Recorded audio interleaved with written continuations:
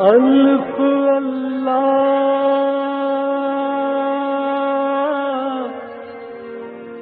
چمبے دی بوٹی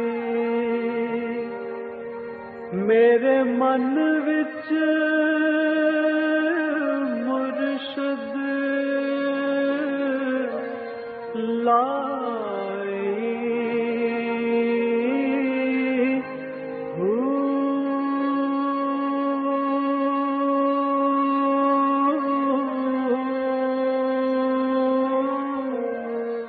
بسم اللہ الرحمن الرحیم۔ السلام علیکم، پروگرام المرشد اور میں ہوں منور عتیق۔ ناظرین محترم، آپ کے سوالات ہیں پروگرام میں اور رہنمائی کے لیے ہمارے ساتھ موجود ہیں ہمارے بہت ہی محترم جناب حضرت امیر محمد اکرم اوان صاحب۔ آپ سلسلہ نقشبندیہ اویسیہ کے شیخ ہیں، مترجم قرآن ہیں، مفکر قرآن ہیں، شاعر ہیں، ادیب ہیں، بہت سے حوالے ہیں آپ کے تعارف کے۔ حضرت جی بہت شکریہ، آپ نے وقت دیا۔ حضرت جی سوالات آج بھی بڑے دلچسپ ہیں، لیکن اس میں ہم نے یہ کیا ہے کہ کچھ سوالات جو ہیں تصوف کے حوالے سے اور عام زندگی کے مسائل کے حوالے سے وہ ہم اس پہلے پارٹ میں کریں گے، اور اس کے بعد وقفے کے بعد ہم چونکہ عید قرباں قریب ہے تو اس میں پھر قربانی کے کچھ سوالات شامل کریں گے۔ حضرت جی پہلا سوال ہے، سعید احمد خان ہے پشاور سے، یہ کہتے ہیں کہ حلالہ کیسے کیا جاتا ہے اور اس کی شرعی حیثیت کیا ہے؟ حلالہ کا طریقہ شرعی جو ہے قرآن کریم میں دوسرے پارے میں موجود ہے کہ اگر کوئی 3 طلاقیں دے دیتا ہے تو فارغ ہو گئی بیوی اس کی، صحیح۔ لیکن اگر پھر وہ چاہتے ہیں کہ آپس میں نکاح کریں تو اس کی بیوی عدت گزارے، صحیح، عدت گزارنے کے بعد کسی اور شخص سے نکاح کرے۔ اچھا، اس سے نباہ ہو سکتا ہے تو اس سے گزارا کرے۔ اچھا، اگر کسی وجہ سے وہ میاں فوت ہو جاتا ہے یا ان کی آپس میں طلاق ہو جاتی ہے تو پھر اس کی عدت گزارے تو پھر پہلے میاں سے نکاح کر سکتی ہے۔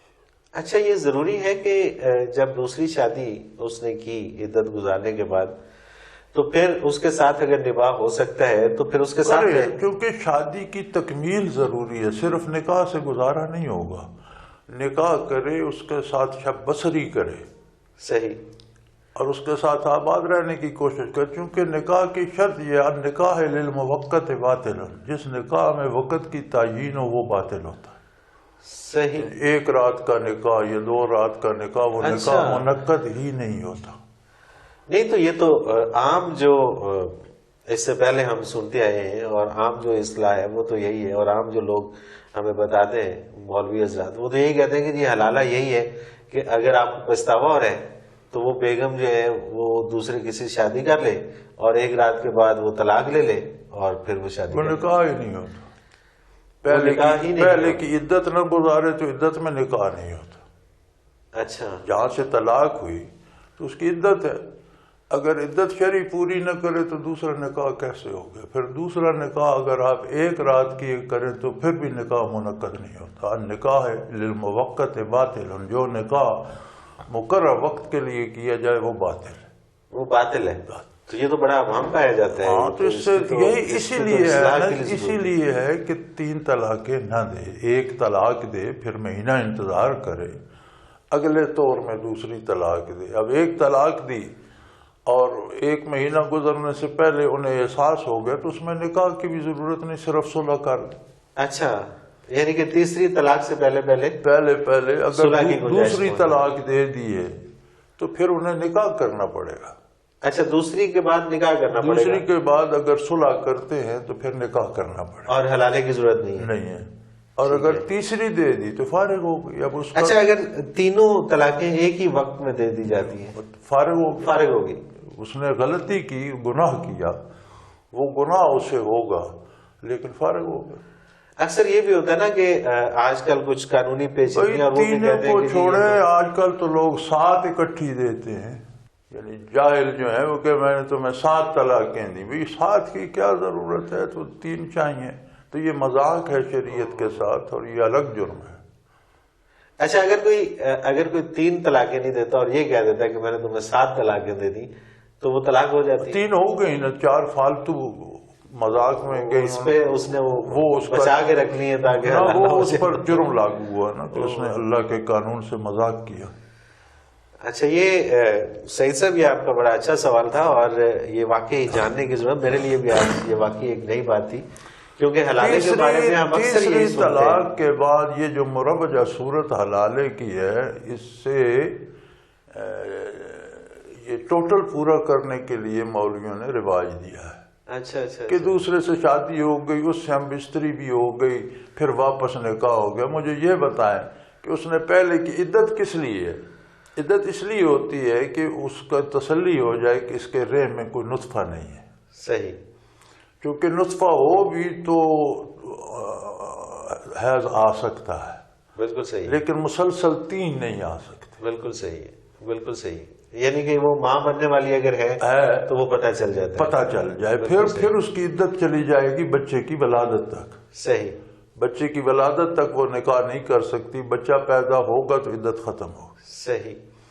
اسی طرح اگر حاملہ ہے اور طلاق دے دی اور دوسرے دن بچہ پیدا ہو گیا، دوسرے دن عدت ختم ہو گئی. اچھا صحیح. ظاہر ہے وہ تو صرف یہ دیکھنا ہے وہ بچے کی پیدائش تک تھی. جب بچہ پیدا ہو گیا تو عدت ختم ہو گئی. صحیح. عدت میں نکاح کی بات کرنا بھی حرام ہے.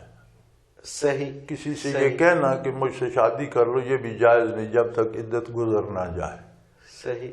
جب عدت گزر جائے تو دوسری جگہ نکاح کرے تو وہ آباد رہنے کے لیے کرے. بالکل صحیح ہے، بالکل صحیح ہے. اگر وہ اس کی ڈیتھ اگر نیت یہ ہے کہ نہیں وہ 1 رات 2 رات 4 رات یہ جائز نہیں ہے، مطلب وہ پھر یہ حرام ہے. اور یہ محض خانہ پوری ہے کہ چلو ٹوٹل پورا ہو گیا. قرآن میں تو چونکہ یہ مولوی کیوں اس طرح سے گمراہی کی باتیں کرتے ہیں اور کیوں لوگوں کو حقائق نہیں بتاتے؟ مولوی نہیں کرتے، چوروں نے داڑیاں رکھ لی ہیں وہ کرتے.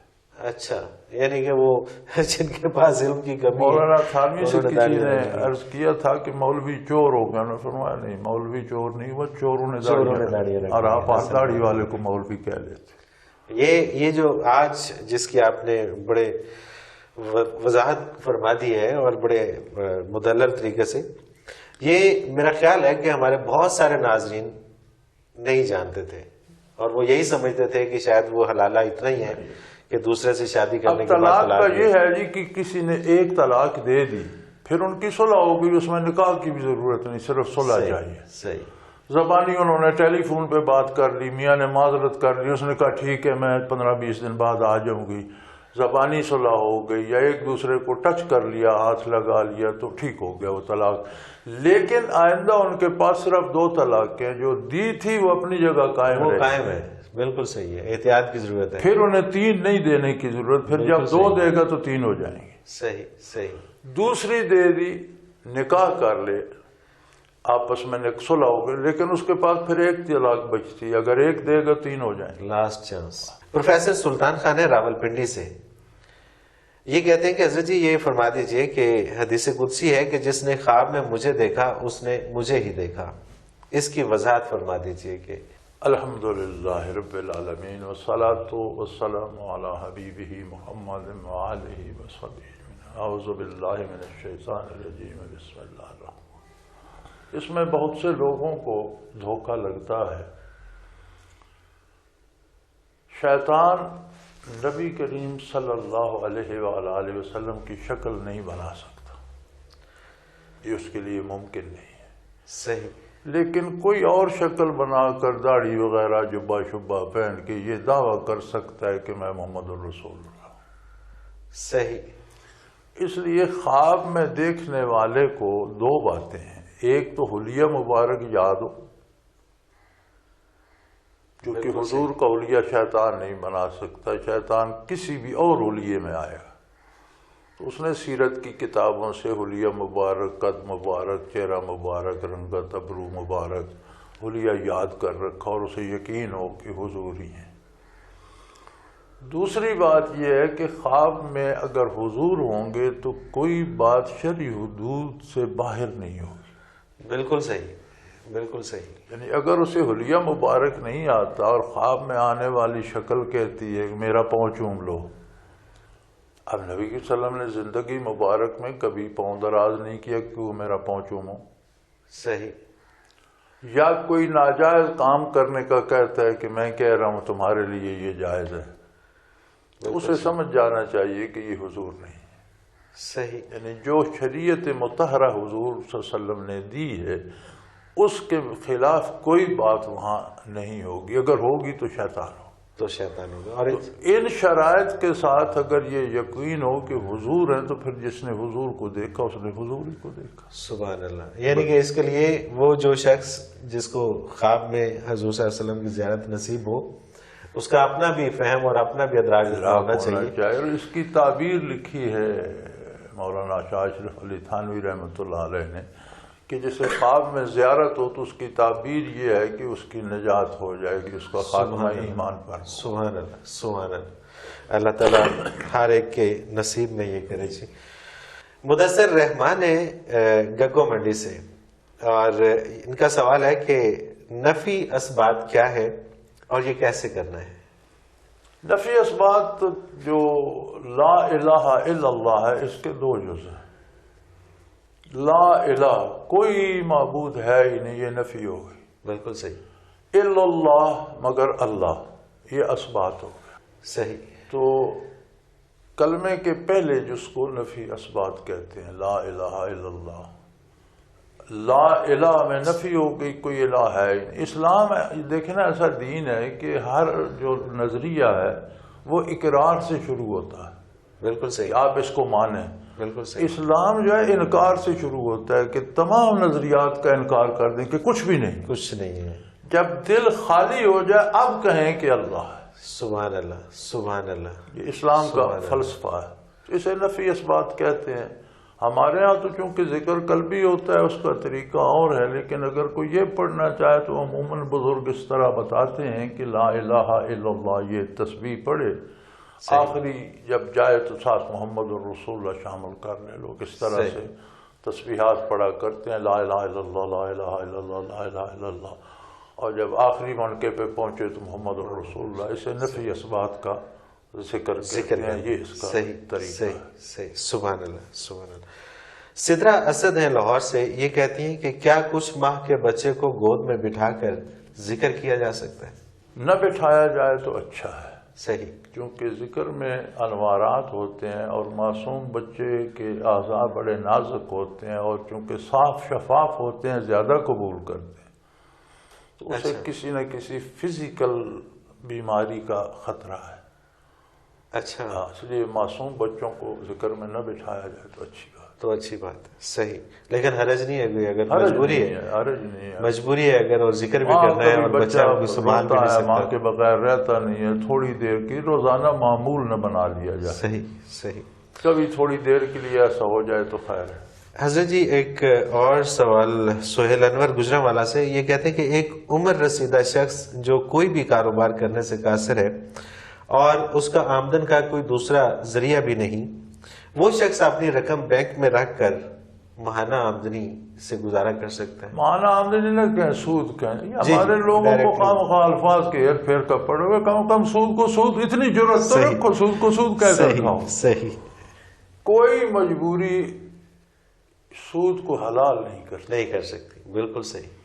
اگر اس کا کوئی بظاہر ذریعہ نہیں ہے تو کیا اس کا پروردگار نہیں ہے؟ اللہ اکبر، دیکھنا تو یہی ہے نا کہ کیا اس کا رب نہیں ہے۔ سبحان اللہ۔ بعض لوگ تو چوکیہ سود کھاتے ہیں، لیکن بعض لوگوں کو یہ وہم کھا جاتا ہے کہ جی یہ پیسے ختم ہو جائیں گے تو کہاں سے بھئی کہاں سے لانا ہے؟ جس نے سود منع کیا ہے اس کی ذمہ داری ہے، وہ تمہیں رزق دے گا۔ سبحان اللہ، سبحان اللہ۔ یہی تو اسلام ہے کہ آپ کو اللہ اور اللہ کے رسول پہ اعتماد ہونا چاہیے، اس لیے اس طرح کی کوئی مجبوری جواز پیدا نہیں۔ جب سورج ہر روز نکل سکتا ہے تو پھر روزی بھی مل سکتی ہے۔ وہ اللہ کریم قرآن کریم میں فرماتے ہیں نا کہ کتنے پرندے ہیں، ان کے پاس کل کے لیے کیا ہوتا ہے؟ کچھ بھی نہیں۔ ان میں کون بھوکا رہتا ہے؟ کوئی بھی نہیں، سب کو رزق دے، سب کو رزق ملتا ہے۔ ناظرین محترم، ایک مختصر سا کمرشل بریک، اس کے بعد دوبارہ حاضر ہوتے ہیں اور عید قرباں کے حوالے سے کچھ سوال شامل کریں گے، ہمارے ساتھ رہیے گا۔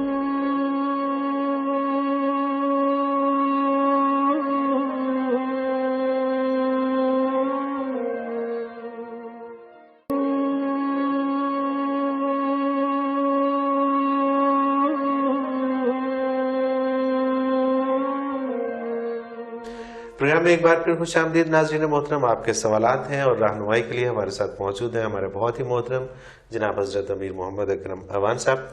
حضرت جی کچھ سوالات شامل کرتے ہیں. عید قربان چونکہ نزدیک ہے اس حوالے سے محمد صالح ہے اسلام آباد سے، یہ لکھتے ہیں کہ جی آج کل ایک بحث بہت ہو رہی ہے کہ قربانی کے جانوروں پر پیسے خرچ کرنے کی بجائے یہ رقم فلاحی کاموں پہ خرچ کی جائے تو بڑے بڑے قومی مسائل حل ہو سکتے ہیں. براہ کرم اس سلسلے میں ہماری رہنمائی فرمائیے. فلاحی کاموں کے لیے قربانی سے کہیں زیادہ رقم ہر سال بجٹ میں مختص ہوتی ہے، وہ کہاں جاتی ہے؟ کچھ خاص لوگوں کی جیب جس غرقاب میں وہ جاتی ہے، اگر آپ یہ بھی ڈالیں گے تو اسی میں چلی جائے. صحیح. یہ سوال یہاں کا نہیں ہے، یہ سوال اہل مغرب کا ہے. صحیح. کہ مسلمان اتنے جانور سالانہ ضائع کرتے ہیں تو اس کو کسی کام پہ لگائیں تو ہو سکتا ہے یہ ان کا ہے. لیکن اس کے لیے دیکھنا چاہیے کہ عبادت اور معمولات دو طرح کے ہیں. عبادت ہے بندے اور اللہ کا ذاتی تعلق. آپ قربانی کرتے ہیں تو اس میں میری کوئی مداخلت نہیں، صحیح، دوسرے کی نہیں، آپ کا اور اللہ کا معاملہ ہے. اسی طرح آپ اپنی نماز ادا کرتے ہیں، روزہ رکھتے ہیں، حج کرتے ہیں تو اس میں کسی دوسرے کا کوئی نہیں، آپ کے اور اللہ کے بہن. سبحان اللہ. عبادات کا خاصہ یہ ہے کہ آپ کا تعلق اللہ سے مضبوط کرتی ہیں اور پھر دنیا میں زندگی کے میدان عمل میں جب آپ جاتے ہیں تو اللہ کی مرضی کے مطابق کام کرتے ہیں. ان الصلاۃ تنہی عن الفحشاء والمنکر. عبادت برائی اور بے حیائی سے روک دیتی ہے. ایک تعلق آپ کا ایسا بن جاتا ہے کہ جب آپ کام کرنے لگتے ہیں تو حضور حق ہوتا ہے، آپ کو اللہ پاس نظر آتا ہے اور اس کی نافرمانی نہیں کرتے. سبحان اللہ. تو ہر چیز اپنے مقصد کے لیے ہے. ایک چیز کو ایک مقصد کے سے ہٹا کر دوسرے پر نہیں لگایا جا سکتا. بالکل صحیح، بالکل صحیح. اگر ایسا کریں گے تو نہ وہ ہوگا نہ وہ ہوگا. تو چونکہ مستشرق یا اہل مغرب تو عقیدے سے آ رہی ہیں، وہ اس بات کو نہیں سمجھتے. مسلمان کو سمجھنا چاہیے کہ یہ عبادت ہے. ہر عبادت کے اپنی کیفیات ہیں، اپنا ایک رشتہ بنتا ہے اللہ سے. اب آپ مجھے نہیں جانتے تھے، میں آپ کو نہیں جانتا تھا. آپ تشریف لائے پروگرام کے لیے، بالکل ایسے ہی پروگرام کیا آپ، لیکن کیا ایک تعلق بھی بن نہیں گیا؟ بے شک، بے شک. لاہور آپ کے سامنے کوئی بات میرے بارے ہوگی تو آپ یقیناً غلط بات پہ تڑپ اٹھیں. یقیناً. میرے سامنے کوئی آپ کا شکوہ کرے گا تو مجھے دکھ ہوگا. یقیناً. ایک رشتہ بن گیا نا، حالانکہ کام تو دوسرا تھا. جی. اسی طرح ہر عبادت اللہ کریم سے ایک رشتہ استوار کرتی. سبحان اللہ، سبحان اللہ. اب اس کا متبادل وہ تو نہیں ہے نا. صدقے کے لیے دینا، صدقے کے لیے اب جو قربانی کرتا ہے کیا اس کا صرف قربانی ہے؟ صحیح. اللہ نے اسے اور بہت کچھ دے رکھا ہے، اس کا صدقہ بھی دے، رفائی کاموں پہ بھی لگا. قربانی رفائی کاموں سے روکتی تو نہیں ہے. بالکل صحیح، بالکل صحیح. اور اگر استطاعت ہے تو پھر اس میں خرچ کیا جائے، لگائے. کرنل احمد خان ہے جی کراچی سے، یہ کہتے ہیں کہ جی مولانا صاحب اگر میرا سوال گستاخی محسوس ہو تو میں پیش کی معذرت خواہ ہوں. نہیں جی، آپ کوئی بھی سوال کر سکتے ہیں. حضرت صاحب کوئی بھی کر سکتے ہیں. حضرت صاحب اس حوالے سے برا نہیں مناتے. یہ فرما دیجئے کہ حج کو مخصوص دنوں میں فرض کرنے میں کیا حکمت ہے؟ اگر اس کا مقصد محض زیارت کعبہ اور مدینہ منورہ میں حاضری ہی ہے تو وہ تو پورے سال میں کبھی بھی ہو سکتی ہے. اس طرح وہاں بہت رش بھی نہ ہوتا اور ہر شخص اطمینان سے زیارت اور حاضری بھی دے لیتا. مخصوص وقت پہ اپنی مخلوق کے اکٹھے کرنے میں مصلحت یا حکمت کیا ہے؟ پہلی بات تو میں یہ عرض کر دوں کہ عبادات کی شرائط معین ہے، یعنی ایک خاص طریقے کو عبادت کہا جاتا ہے. اس کا وقت بھی معین ہے. مثلا نماز کا وقت معین ہے، اس کے لیے وضو کا ہونا شرط ہے، کپڑے پاک ہونا شرط ہے، قبلہ رو ہونا شرط ہے، اور وقت معین ہے. بالکل صحیح. عبادات کے اوقات معین ہیں اللہ کی طرف سے. صحیح. اور ان اوقات کی اپنی خاص برکات ہیں، خاص کیفیات ہیں جو دوسرے وقت میں نہیں ہیں. یہ اللہ ہی بہتر جانتا ہے کہ کس وقت کون سی عبادت کی جائے تو اس کا حق ادا ہو. صحیح صحیح. روزہ رمضان میں رکھیں گے تو فرض پورا ہوگا، غیر رمضان میں رکھیں گے نفل ہوگا، قضا ہوگی، فرض نہیں ہوگا۔ بالکل صحیح۔ اسی طرح حج کے بھی اوقات معین ہیں، اور خاص اوقات میں خاص تجلیات ہوتی ہیں، ایک خاص رحمت ہوتی ہے۔ صحیح۔ یہ تو اس کی دینی حیثیت۔ یہ شاید دنیاوی اعتبار سے پوچھنا چاہتے ہیں تو اللہ کریم مسلمانوں کو یہ بتا دینا چاہتا ہے کہ تم ایک قوم، ایک کنبہ، ایک قبیلہ، ایک خاندان ہو۔ سبحان اللہ۔ روئے زمین کے مسلمان ایک قوم ہے۔ صحیح صحیح۔ اور دنیا بھر کا کفر، نبی کریم کا ارشاد ہے الکفر ملۃ واحدہ، دنیا بھر کا کفر ایک قوم ہے، دنیا میں دو قومیں ہیں۔ صحیح۔ تو حج کا اجتماع اجمی، عربی، افریقی، شمالی، جنوبی امریکہ، صغیر چین، سارے مسلمان جب جمع ہو کر ایک لباس میں ایک وقت ایک سا رکن ادا کر رہے ہوتے ہیں، سبحان اللہ۔ تو یہ مسلمانوں کی یکجہتی کا ایک مظہر ہے۔ صحیح صحیح۔ اور پھر انہیں بیت اللہ سے نکل کر شترے بے مہار کی طرح منتشر نہیں ہو جانا چاہیے، یہ کیفیت بھی ساتھ لے جانا چاہیے کہ میں اس عظیم قوم کا فرزند ہوں اور اس کا ایک حصہ ہوں، اور تمام حاجیوں کو یہ بھی یاد رکھنا چاہیے۔ بالکل صحیح۔ تو اگر حج کا یہ جو دنیاوی فائدہ ہے یہی مسلمان لے لیں تو کوئی قوم ان کا مقابلہ کر سکتی؟ بے شک بے شک۔ اگر یہ اتحاد کر لیں تو صحیح بات ہے، صحیح بات ہے۔ تو یہ انسانی ذہن ان مصلحتوں کو نہیں پہنچتا جو رب العالمین کے پیش نظر ہیں، اور جو اس نے اپنی قدرت کاملہ سے چیزیں معین کی ہیں، ان کی مصلحتیں ہم نہیں سمجھ سکتے۔ ہمارے لیے بہتر راستہ یہی ہے کہ ہم اطاعت اختیار کریں۔ سبحان اللہ سبحان اللہ۔ حضرت جی اس چیز سے ملتا جلتا ایک اور سوال بھی ہے جی۔ مسز گل حمید ملک ہیں راولپنڈی سے، یہ کہتی ہیں کہ میرے میاں جب حج پہ گئے تو انہوں نے کسی سے بھی مل کر جانا پسند نہیں کیا، اور نہ ہی اپنی واپسی کی تاریخ بتائی۔ ان کا کہنا یہ تھا کہ کیا میں نماز پڑھنے جاؤں تو رشتہ داروں کو اکٹھا کر کے مل کر جاتا ہوں؟ حج بھی تو نماز ہی ہے اور اسی طرح کا ایک رکن ہے۔ ہمارے رشتہ دار اس بات پہ متعجب ہیں، آپ فرما دیجئے کہ کیا ان کا یہ عمل درست ہے؟ انسان آخر اتنی دور بھی تو جا رہا ہوتا ہے اور اسے مل کر جانا چاہیے۔ الحمدللہ کسی ایک بندے نے تو صحیح کام کیا۔ سبحان اللہ سبحان اللہ۔ یہ بالکل درست ہے۔ آپ پر حج فرض ہے، آپ تشریف لے جائیں، اہل و عیال کے نان نفقے کا اہتمام کریں، اگر کوئی والدین یا کوئی آپ کی ذمہ داری ہے ان کے نان نفقے کا انتظام کریں، آپ تشریف لے جائیں، واپس آئیں نارمل، آپ نے حج پڑھ لیا، اپنے گھر کے کاروبار میں لگے۔ اب تو یہ فیشن ہو گیا جی، وہ اتنا حج کا خرچہ نہیں جتنا ملاقاتیوں کو جانے سے پہلے کھانا کھلانے کے، اور واپس آؤ تو پھر دعوتیں شروع ہوئی، یہ سارا اور باقاعدہ ہار پہنائے جاتے ہیں، یہ سارا فضول ہے، یہ دنیاوی رسمیں ہیں اور ان کے لیے حج نہیں ہے۔ حج ہے اپنے عجز و نیاز کے لیے، اور مجھے تو خوشی ہوئی کہ کوئی ایک بندہ تو ایسا ہے جس نے ٹھیک کام کیا۔ سبحان اللہ سبحان اللہ، مبارک ہو جی آپ کو۔ میں اللہ کریم مجھے بڑی دفعہ بیت اللہ شریف لے گیا، میں نے حج صرف 2 کیے ہیں، لیکن میں 15-16 سال ہر سال جاتا رہا، تو کبھی جاتے وقت نہ کسی کو بتایا تھا، نہ کبھی آتے وقت کی گھر آ جاتے تھے، پتہ ہوتا تھا سب کو، آگے چلے جاتے تھے، سب کو پتہ چلے گا۔ سبحان اللہ سبحان اللہ۔ یعنی کہ یہ عمل ان کا، یہ ساتھ والی رسومات اس میں خرافات پیدا کرتی ہیں۔ صحیح۔ جسے جانا ہے جائے، یا میرے پاس بھی لوگ آ جاتے ہیں رو رہے ہوتے ہیں، دعا کریں میں خیریت سے آج، میں کہتا ہوں بھئی اتنا خطرہ ہے تو جاتے کیوں؟